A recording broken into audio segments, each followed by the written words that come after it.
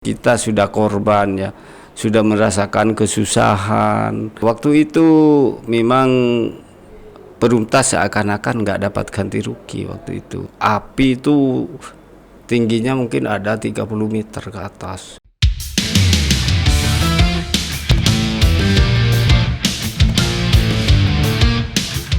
Semangat pagi, siang, sore. Sobat Jatim News, ketemu lagi dengan saya Muhammad Solihuddin di program podcast Mata 4. Oke, kesempatan kali ini telah hadir di studio kami Bapak Sahwi Dedi Suharyanto. Iya, betul Pak ya? Betul.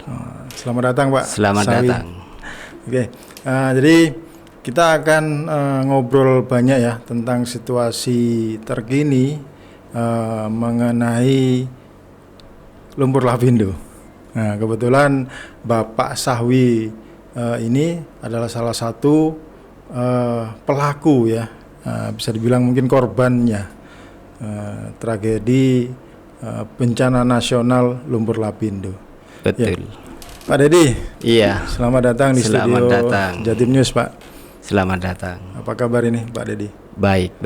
Nah, mungkin mau diceritakan ini, Pak Dedi, pada waktu itu ya bisa dibilang kondisinya, kejadiannya seperti apa, atau mungkin cerita kehidupan awalnya sebelum kejadian itu terjadi.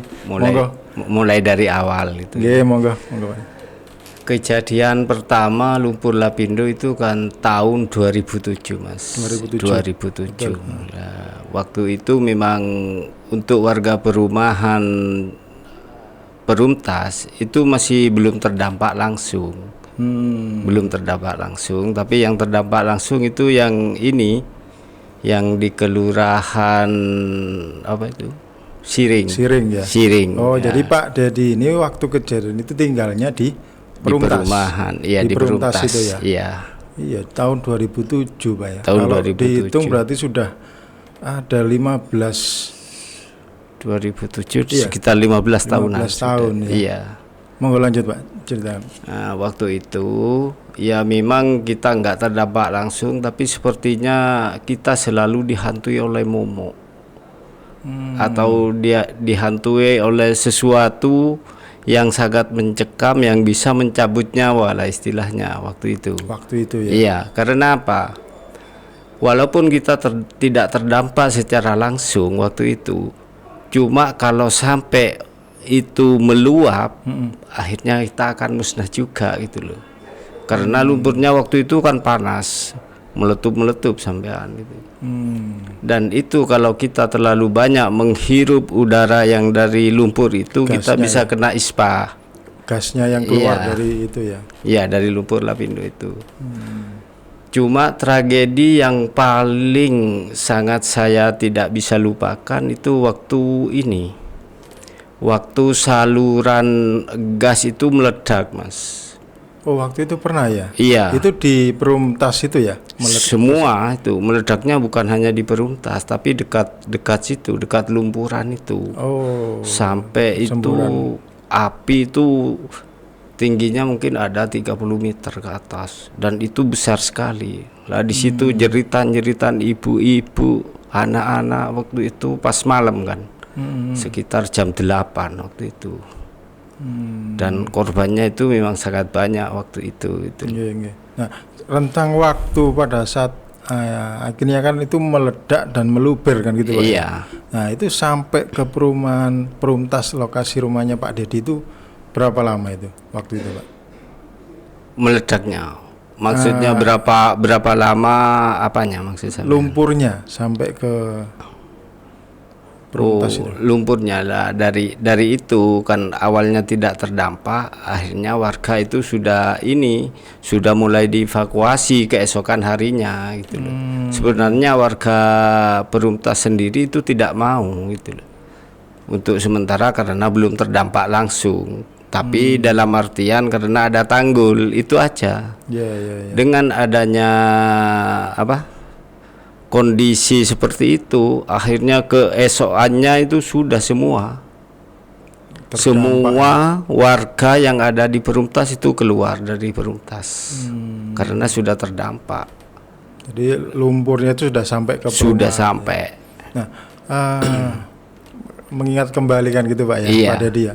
Pada saat itu kondisi ngapunten ekonomi Pak Dedi, Iya. itu apa mungkin Pak Dedi kerja di luar atau mungkin ada usaha di rumah atau bagaimana yang akhirnya ya bisa dibilang akhirnya kan ikut terdampak kan gitu. Iya, betul. Bisa diceritakan Pak? Sebenarnya kalau ekonomi saya dulu dibilang cukup lah Mas. Dalam artian cukup karena saya punya satu pabrik kecil-kecilan yang bergerak di bidang frozen food. Bahkan saya sampai punya anak buah sekitar 37 orang waktu itu. Pertama mendirikan saya memang bukan di dekat Lapindo, tapi di Pagerwojo. Karena di Pagerwojo itu tempatnya kurang baik, kurang memuaskan, juga akses keluarnya kurang bagus. Akhirnya saya pindah ke Siring. Di Siring. Di Siringnya saya. Yang itu adalah lokasi yang benar-benar dekat dengan semburan itu ya. Iya betul. Bahkan mungkin kalau pabrik saya di Siring itu jauhnya ke pengeboran itu sekitar 500 meter saja gitu loh. Lah itu yang dampak pertama kali saya kena di situ. Tapi kalau di perumahan belum. Tapi justru tempat usaha saya itu yang hancur pertama kali. Gitu loh. Karena memang paling 500 meter ya dekat lah, pasti Iya. dekat kan gitu Pak. Iya. Ya. Nah itu benar-benar waktu kejadian dan terdampak itu ndak ada apapun yang bisa diselamatkan dari usahanya Pak Dedi ya. Enggak ada kalau itu Mas. Termasuk mesin-mesin, termasuk genset semuanya sudah enggak bisa. Bagaimana Mas? Orang itu waktu itu sudah enggak ada apa ya, istilahnya kita harus saling memahami. Rasa kegotong royongan itu enggak ada, sudah bukannya enggak ada. Cuma enggak sempat untuk memberi pertolongan sama orang lain. Karena saking cepatnya juga itu terjadi, Ya seperti kan, itu. Dia sibuk dengan kondisi bagaimana menyelamatkan barang-barang yang bisa dibawa, itu aja. Waktu itu. Nah, terkait dengan efeknya ya Pak, dampaknya Iya. yang akhirnya Pak Dedi rasakan. Kan ada upaya ganti rugi yang pasti, atau mungkin mohon maaf mungkin bisa dibilang harusnya kan ganti untung mungkin. Iya betul. Nah, apakah proses-proses penggantian dari kerugian yang Pak Dedi alami waktu itu mungkin setelah 15 tahun berjalan ini ya, itu menurut Pak Dedi gimana yang Pak Dedi rasakan? Sebenarnya kalau warga Perumtas itu sampai sempat putus asa waktu itu Mas, untuk menunggu apa ya istilahnya ganti rugi ya, yang umum di masyarakat itu.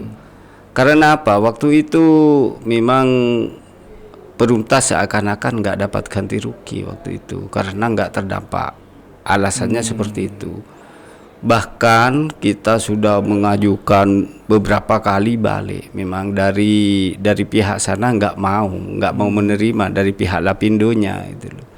Tapi setelah kita demo sampai ke Jakarta, bahkan saya pernah sampai nyetop kereta api itu biar berhenti waktu demo di Sidoarjo belum ke Jakarta itu.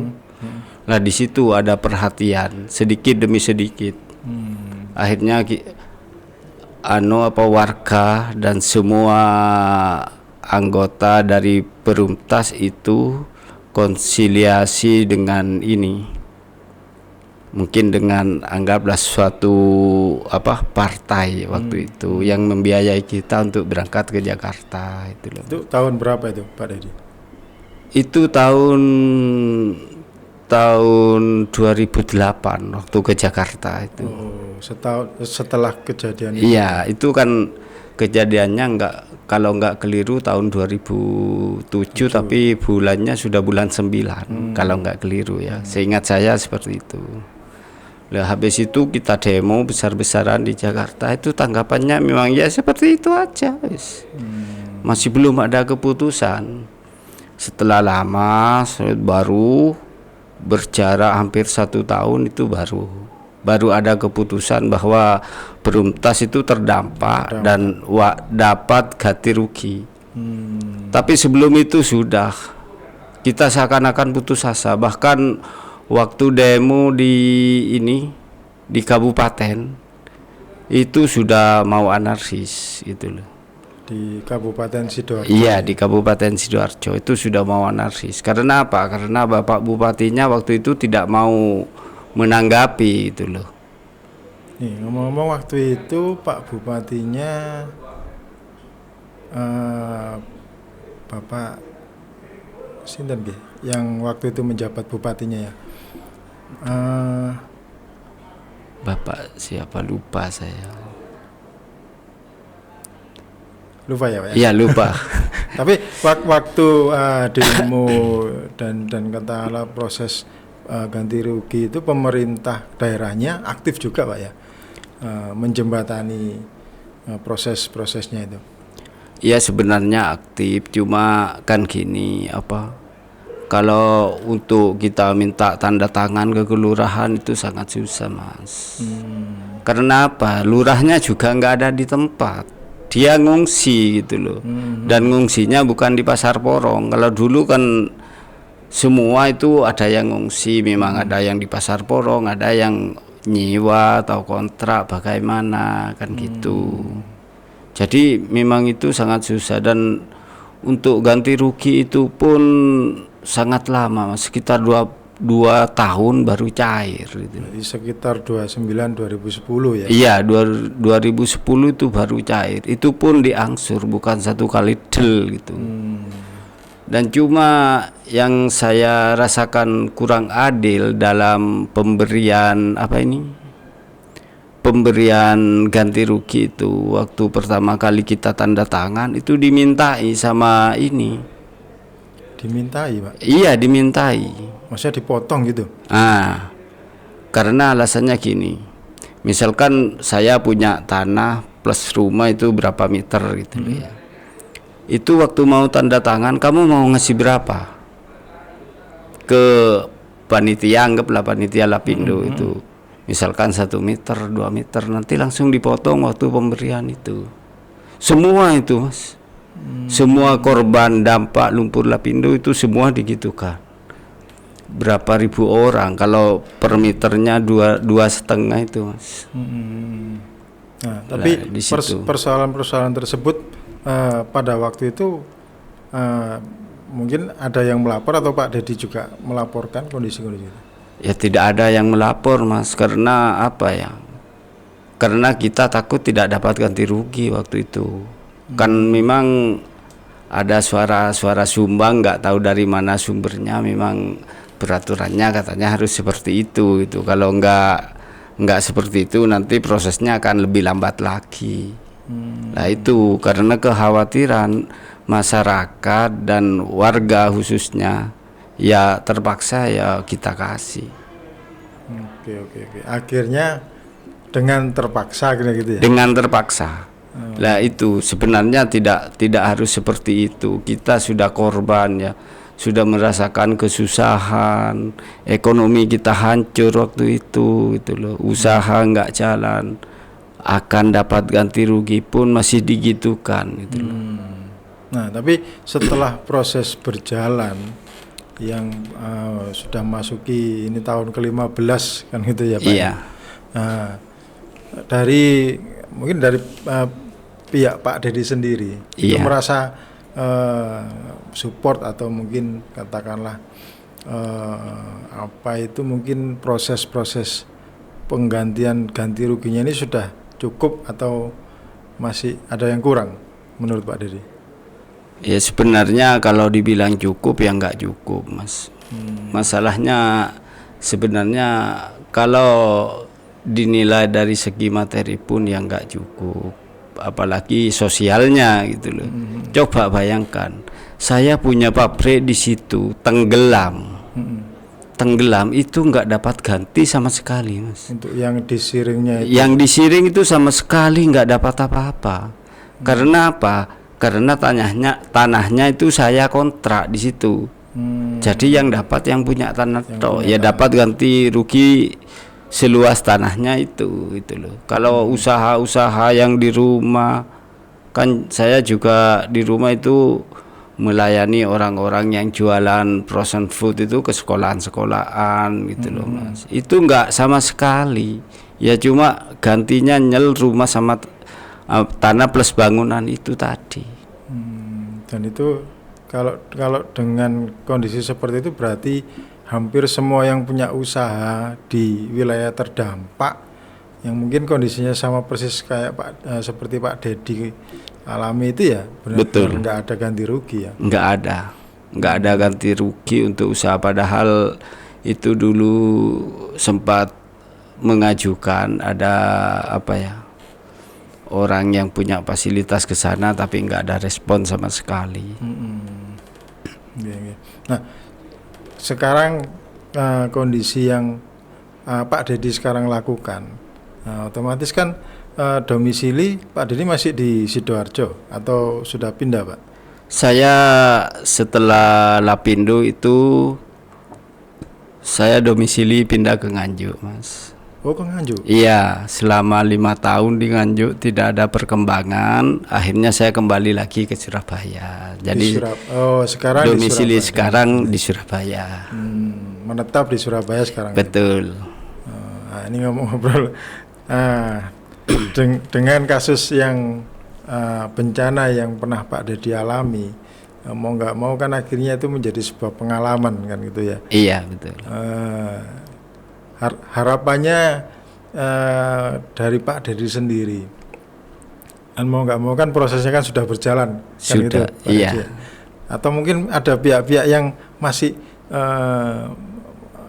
mungkin ada komunitas yang mau menyuarakan lagi kepentingan-kepentingan dari korban yang dulu, atau sudah nggak ada Pak Dedi? Sudah tidak ada Mas. Sudah nggak ada. Masalahnya gini, setelah kita dapat ganti rugi itu kan sudah pisah semua. Kita tidak bisa mengontrol ini, nggak pernah ada pertemuan, nggak pernah, sudah masing-masing. Jadi menata kehidupan sendiri-sendiri waktu itu gitu loh.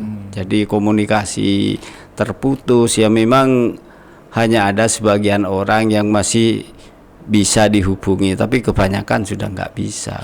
Sudah ada ganti nomor dan sebagainya.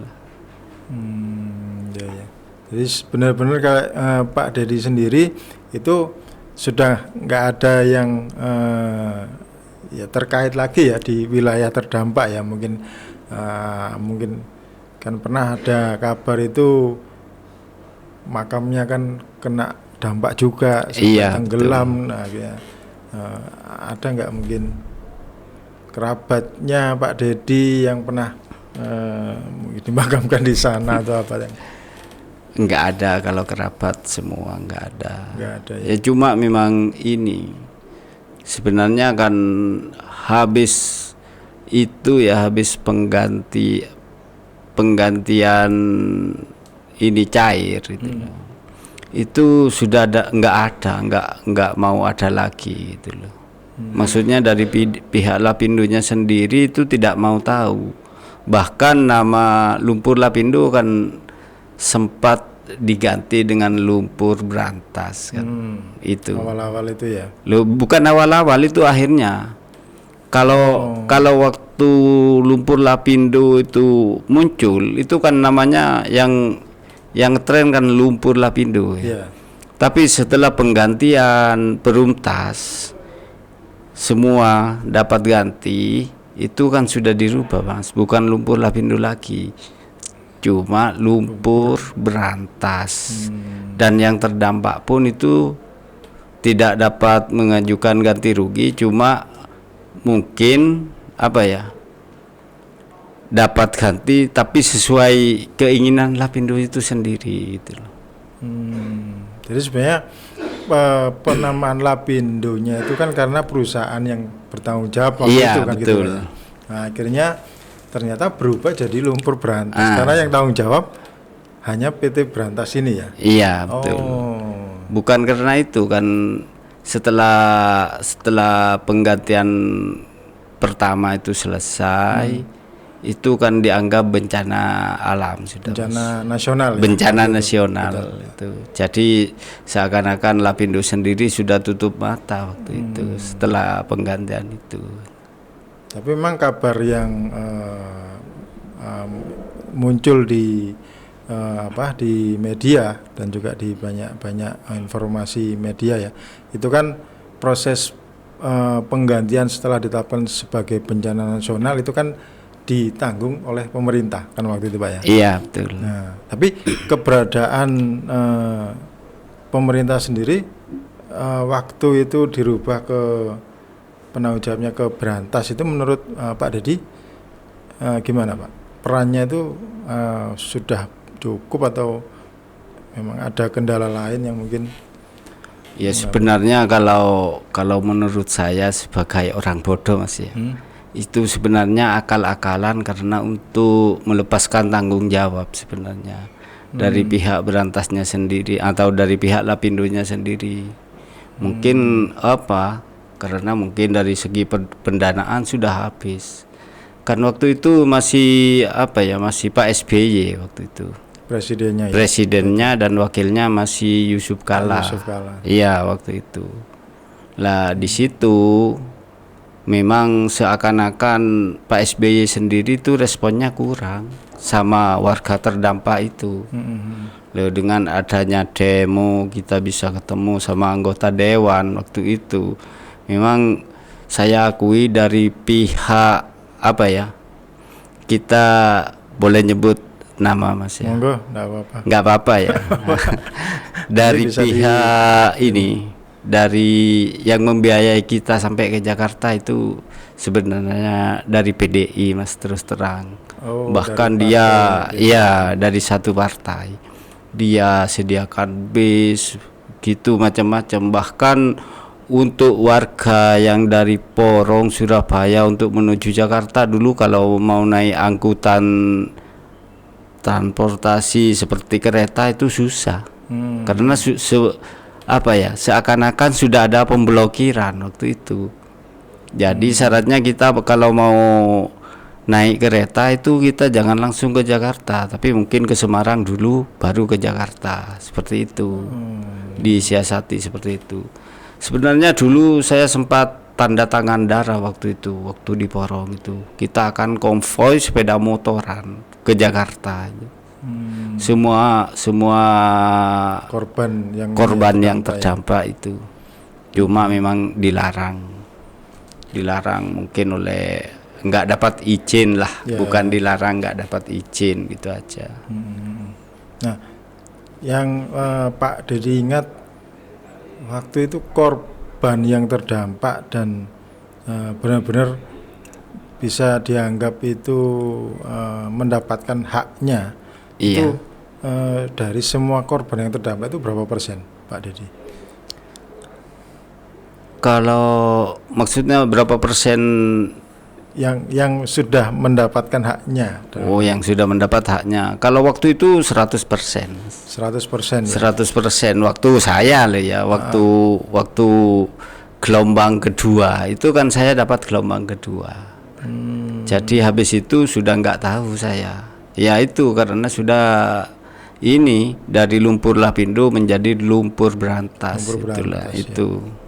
Jadi juga saya habis itu kurang mengikuti karena karena saya sudah pindah itu, saya jauh ke Nganjuk situ. Ya, jadi memang sebuah pengalaman ataupun mungkin musibah yang luar biasa kan Pak ya. Iya. Jadi munculnya ya bisa dibilang mungkin kalau memang itu akhirnya dianggap sebagai bencana nasional, tapi memang pada awalnya itu kan adalah kesalahan teknis ya. Betul. Dan memang sudah banyak diceritakan kan gitu ya. Nah, untuk persoalan berikutnya ini kan sekarang terkait dengan yang Pak Dedi sendiri lakukan. Jadi mau nggak mau kehidupan kan harus berjalan kan Pak Dedi. Mas, betul. Jadi tadi kan Pak Dedi cerita punya usaha frozen food di awal ya. Iya. Apakah sekarang masih dilanjutkan lagi Pak? Kalau masalah frozen food itu memang pernah saya lanjutkan. Waktu saya pindah ke Nganjuk, itu saya optimis, masih optimis. Saya melanjutkan, saya produksi juga di sana. Cuma sayangnya seperti ini, Mas. Kalau orang desa itu nggak seperti apa ya? Wilayah kota dan sekitarnya. Wilayah kota kayak Sidoarjo, Surabaya nggak seperti itu, gitu loh. Karena waktu itu saya pernah produksi mungkin sekitar 5 produk waktu itu di Nganjuk. Itu jalan, tapi jalannya masih kecil-kecilan dulu ya, karena kita ngawali dari awal setelah hampir 2 tahun vakum gitu loh. Setelah berjalan terus saya ngelobi pelanggan-pelanggan, saya ajukan ini, saya punya produk ini. Oke, banyak sudah pesanan. Begitu saya telepon, ini ada pesanan kalau nggak keliru sekitar 1.900 lebih lah, hampir 2.000 bungkus. Karyawan satu pun itu nggak ada waktu itu. Karena sifatnya kan di desa itu nggak mau digaji mingguan tapi masuk tiap hari, nggak mau, Mas. Dia sudah terikat dengan kalau musim panen gitu, itu semua sudah ke sawah. Musim tandur itu sudah ke sawah semua, itu sudah semacam punya grup gitu. Jadi nggak bisa diganggu gugat. Ya itu akhirnya saya waktu itu punya prinsip, kalau seperti ini terus kita nggak bisa di sini gitu. Akhirnya memutuskan pindah ini, Pak. Akhirnya saya putuskan untuk pindah ke Surabaya lagi. Nah, yang di Surabaya apakah masih jalan, Pak? Kalau yang di Surabaya itu saya dulu pernah coba lagi. Jadi ini saya coba nyeles door to door ke kantor, Mas. Frozen food itu.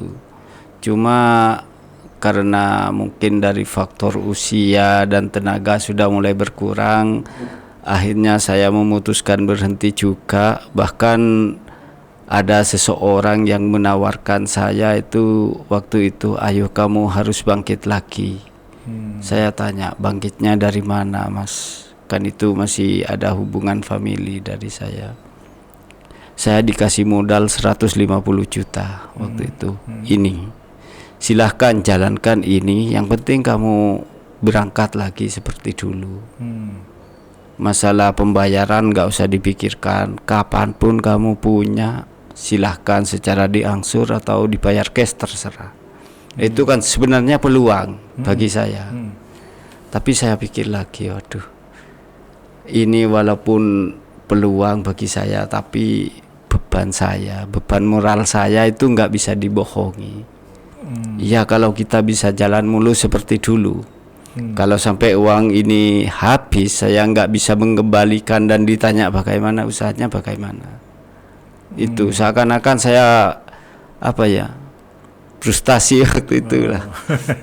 Anggap setengah putus asa untuk menjalankan bisnis itu. Untuk jalan kembali. Untuk gitu. Jalan kembali. Akhirnya saya coba berpikir apa yang harus kita lakukan gitu loh, sesuai dengan usia dan tenaga saya gitu loh.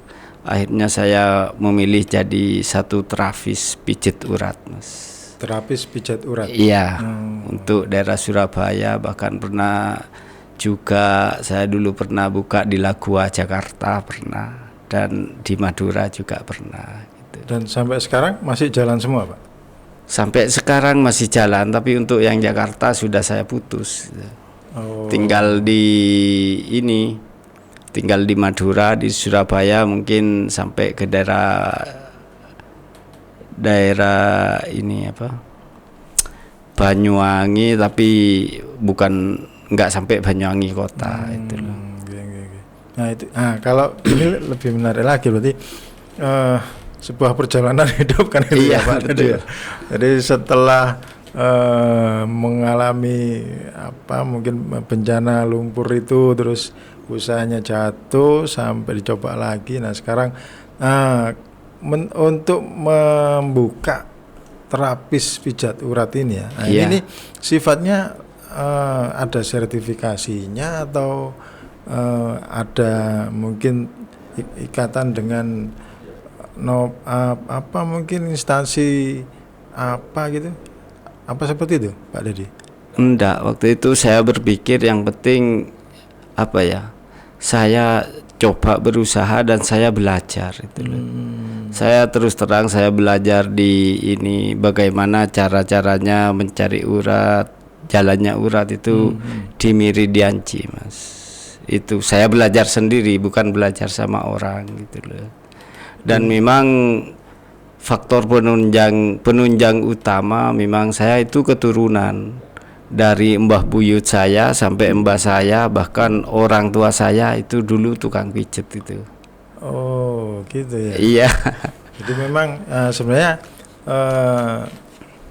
ilmu yang mungkin sudah ada di dalam keluarga kan gitu ya. Betul, mungkin seperti itu. Itu yang akhirnya sampai sekarang ini yang tetap Saya dijalani, tetap dilestarikan. Betul, kan, gitu betul. Ya. Oh, menarik juga ya.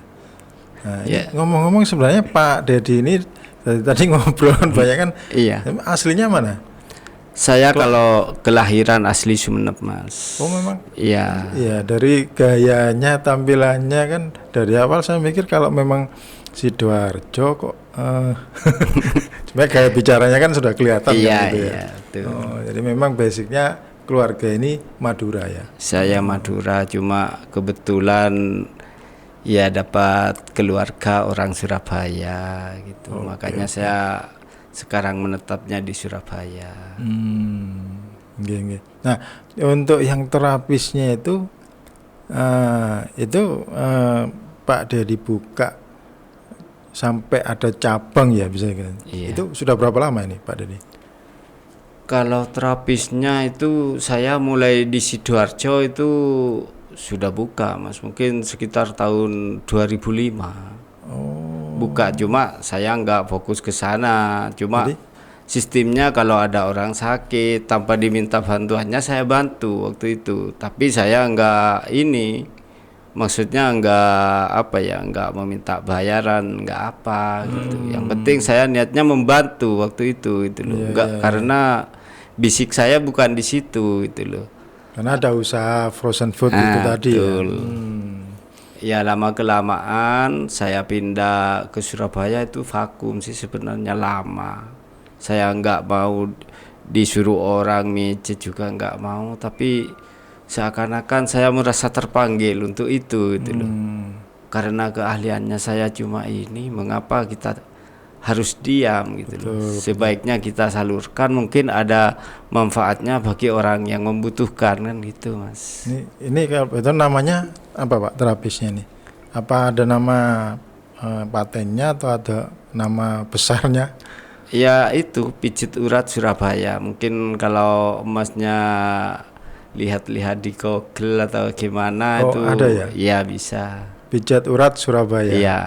Mbah Wi pijat urat Surabaya. Oh, Mbah Wi. Iya. Ada Mbah Winya. Iya. Nah, itu di cabang-cabang yang lain juga sama. Sama. Oh, luar biasa. Dan juga saya ada ini lagi, selain pijat saya bergerak di bekam basah, bekam kering gitu. Menarik. Ya, Sobat Jatimus. Jadi ya sebuah kisah inspiratif ya. Kalau saya bisa menarik dari cerita bahwa apa yang terjadi di kehidupan kita ya. Memang kita nggak tahu ya seperti apa prosesnya. Tapi dari perjuangannya Pak Dedi yang ya bisa kita bilang bahwa bencana itu sangat luar biasa waktu itu. Saya sendiri mikir ini sudah 15 tahun dan ini kan September Pak ya? Iya. Bulan 9 kan ya? Iya. Jadi bisa dianggap ini ulang tahun yang ke-15. Mungkin, ya. Ini suatu mukjizat kita bisa membuka lagi memori ya, atau kenangan yang sudah terpendam selama 15 tahun. Ya, karena ya, menarik juga Pak Dedi, mungkin kembali lagi ya flashback kan beberapa bulan kemarin ya, mungkin di awal-awal tahun kan ada cerita bahwa kandungan lumpur ini ternyata ada sesuatu yang sangat berharga kan gitu ya. Iya, betul. Nah, itu mungkin bahasan yang ya mungkin bisa Yang akan diikuti lah. datang Kan ternyata banyak cerita-cerita, tapi cerita yang dibaliknya yang mungkin jarang sekali terdengar kan, bagaimana sih korban-korban lumpurnya ini yang kira-kira cerita apa aja yang ada di baliknya, kan itu yang tidak banyak diketahui umum gitu ya. Betul Pak Dedi. Makanya kembali ke ini ya, usaha terapisnya Pak Dedi yang sekarang berjalan ini berarti kalau bisa dibilang ini kan benar-benar usaha ini ya, warisan keluarga kan. Betul, gitu ya. kalau dibilang seperti itu bisa juga sih, saya sangat setuju, dan cuma saya akan mengembangkan gitu aja. Dalam artian saya ini senang belajar gitu, bahkan rencana ini akan merambah ke akupuntur nanti, Mas. Nah, itu rencana-rencana yang Pak Dedi nanti mau kembangkan ini, itu apakah ya bisa dikatakan mungkin mau dianggap yang profesional, jadi ada wadah, ada sertifikatnya atau seperti apa Pak Dedi? Mungkin kalau ke akupuntur nanti saya akan merambah ke sana, harus ada sertifikasi nanti, Mas. Tapi kalau hanya sekedar pijat urat, keselio, ya mungkin saya bisa menangani. Kalau stroke ringan itu saya masih bisa. Cuma itu berawal karena apa ya? Ya karena saya belajar, bukan keahlian sih sebenarnya. Karena saya sering belajar di bidang itu. Dan juga saya belajarnya itu bukan belajar sama seseorang, bukan, tapi belajar sama diri sendiri itu, Mas. Bagaimana caranya ini, jalannya urat ini di sini, darahnya mengalir di sini, yaitu kita betul-betul hanya mengembangkan apa yang sudah ada. Mungkin suatu warisan yang tidak bisa dilihat mungkin dari leluhur, anggap dari leluhur kita itu. Nah, itu teknik-teknik yang Pak Dedi pahami itu ya. Iya. Nah, itu apakah diturunkan juga, mungkin ada kayak kelompok belajarnya, mau nggak mau kan dengan cabang-cabang yang Pak Dedi buka sekarang ini, tenaganya kan juga harus benar-benar ya itu tadi ya, mungkin siap kalau memang ada sertifikatnya kan harus bersertifikat kan. Iya, gitu Pak Dedi. Nah. Dulu pernah saya mau mengajari itu loh. Setelah saya lepas ke lapangan, ternyata komplainnya orang itu banyak ke saya, Mas. Akhirnya dia tidak mau kalau tidak saya sendiri yang menangani, karena mungkin cara pengambilannya, cara membenarkan urat-urat yang ini tuh nggak pas itu loh. Itu loh, akhirnya saya putuskan untuk sementara ini, selagi saya mampu akan saya tangani sendiri aja dulu. Tapi tidak menutup kemungkinan siapa yang mau belajar tetap akan saya ajari, dan itu pun saya nggak akan meminta biaya itu loh. Supaya apa? Supaya ilmu saya itu bermanfaat itu loh. Jadi bukan semata-mata saya harus dihargai dengan sebuah materi saja. Tapi bagaimana supaya ilmu ini bermanfaat bagi orang banyak nantinya. Siapa saja yang mau belajar silahkan. Oke. Gitu. Nah, untuk posisi cabang dari terapisnya Pak Dedi ini, itu kalau semuanya ya Pak Dedi yang handle, gimana? Apakah harus lari-lari gitu ke sana, iya, ke Banyuwangi? Oh gitu ya. Kalau yang di Jakarta kan sudah tutup. Cuma kalau yang di Madura itu sudah ada perwakilan di sana. Saya mas saya suruh nangani itu dan kebetulan mas saya juga bisa ya, mungkin karena faktor keturunan itu. Begitu saya ajari hanya berapa kali, 3 kali dia langsung bisa itulah. Jadi kalau yang di Madura kadang dihandle oleh mas saya, cuma kalau ada yang stroke ringan itu dia nggak bisa mengatasi, terpaksa saya harus ke sana itu loh mas. Mantap. Walaupun kalau dinilai dari segi segi materi atau bayaran itu nggak nututi, tapi itu merasa sebagai tanggung jawab saya, dan saya merasa terpanggil untuk membantu orang itu gitu loh. Oke. Nah, jadi ini menarik informasinya ini Sobat Jatim News. Nah, kalau Sobat Jatim News ini di rumah ini ada yang punya masalah dengan urat ya. Bisa nanti mungkin mampir ke tempat prakteknya Mbah Wi, terapis pijat urat. Di mana Pak tempatnya Pak? Di Jojoran Baru, Gang 2, nomor 25. Jojoran Baru, Gang 2, nomor 5 ya. Nomor 25. Nomor 25. Iya. Nah, nanti mungkin kita akan tampilkan ya lokasinya, dan juga mungkin nomor kontaknya Pak Dedi ya. Nanti bisa ditampilkan ya. Atau mungkin mau disebutkan Pak Dedi? Bisa langsung ke WA saya 0878 5529 5525. Oke. Jadi menarik sekali perbincangan kita ini Pak Dedi. Jadi yang saya pikir awal itu ya flashback kembali kan Pak ya. Iya. Namanya bencana itu kan kita tidak bisa bisa dibilang kita nggak pasti tahu kapan kan muncul ya. Tapi ternyata kehidupan itu memang harus berjalan. Betul. Dan apapun yang kita hadapi dengan paling tidak bisa dibilang warisan leluhur yang kita punya, apapun itu bentuknya, itu adalah sebuah jalan yang bisa dikatakan itu sangat berharga, agar kita bisa tetap berjalan ke depannya kan gitu ya Pak Dedi. Iya, paling tidak kita bisa bertahan hidup lah Mas, dari situ gitu. Betul. Nah, mungkin ada yang mau disampaikan sebagai penutup ya Pak Dedi ya. Iya. Harapan ke depannya, dan juga mungkin terkait dengan bisa dibilang ini ulang tahun bencana lumpur ya. Ada yang mau disampaikan ke masyarakat, ke pemerintah?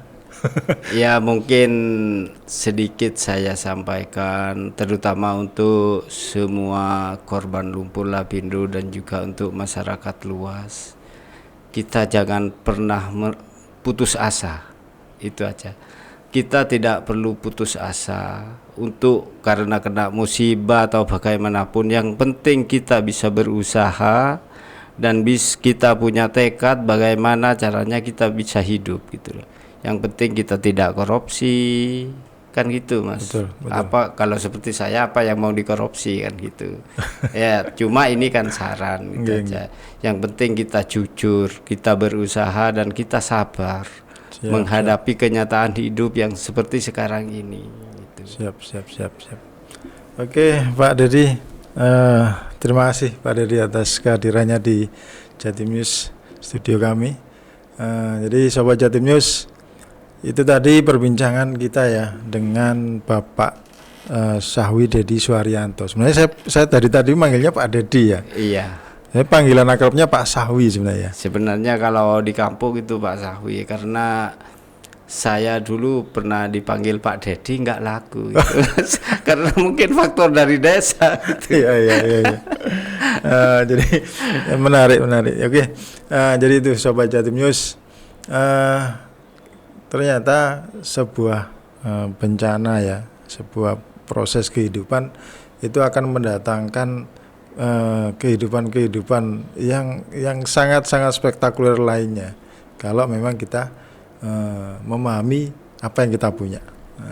Jadi untuk edisi ini ya, kalau saya bilang ini edisi ulang tahunnya lumpur Lapindo Brantas. Nah, ini kita hadirkan informasi yang sangat luar biasa ini bersama Pak Sawi Dedi Suharyanto.